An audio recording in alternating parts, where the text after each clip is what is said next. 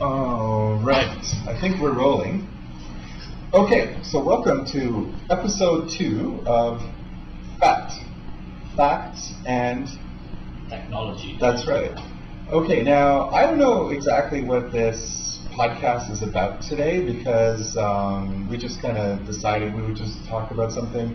And you mentioned something called WILFIng. Do I know what WILFing is? Yeah, MILFing is MILFing. MILFing. Oh, with an M. You see, I genuinely do not know what our topic is, and you're going to tell us what this means now. Okay, so WILFing actually describes the... What, WILFing or MILFing? WILFing with W in the beginning. Oh, it is WILFing. WILFing, yeah. Okay. Maybe it's some kind of, I don't know where the word comes from. We can look up in Wikipedia.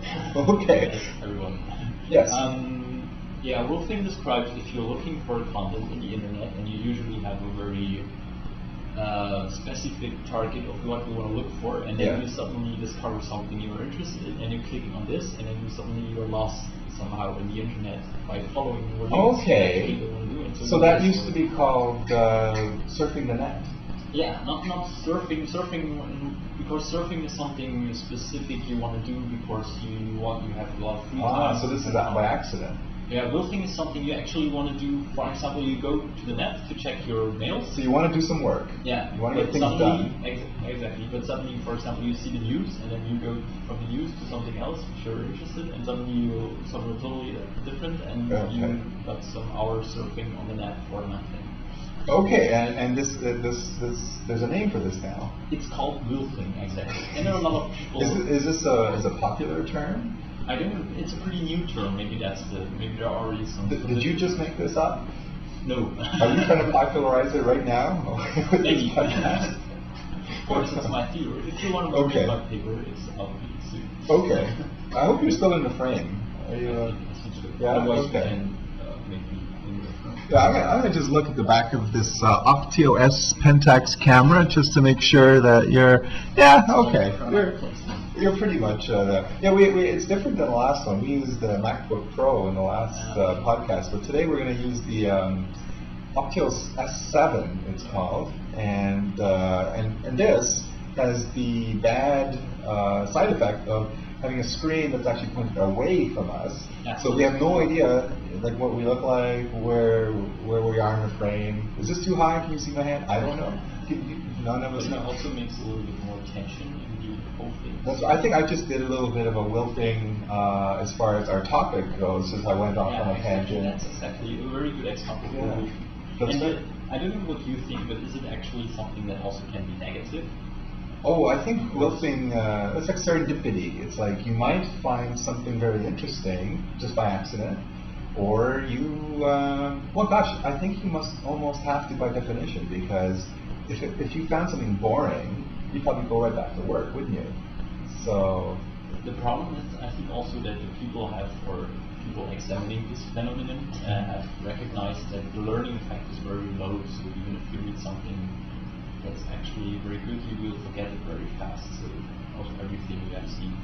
Right. So, and the problem is the internet is really big. So it's like how big is it? Very big. Okay. I think there are more web pages on the at least twice as much web pages on the world than people. Well, that's is that right? I don't think so. Maybe does everyone have at least 2 web pages? Is that means? Not this, but or does maybe some people have more web pages than others? Yeah, that's what I think so. Okay, so WILFing. Okay, where did you find this? I heard from this on the radio. On the radio? Yeah, exactly. So I didn't find. That's not a very high-tech source at all. Maybe on the radio, usually if you hear a new term on the radio, it's like something that's been around the internet a couple of years and then finally it reaches radio. Maybe that is. So how is it that I've never heard of WILFing, and yet some radio guy has this word? He just made it up, didn't he?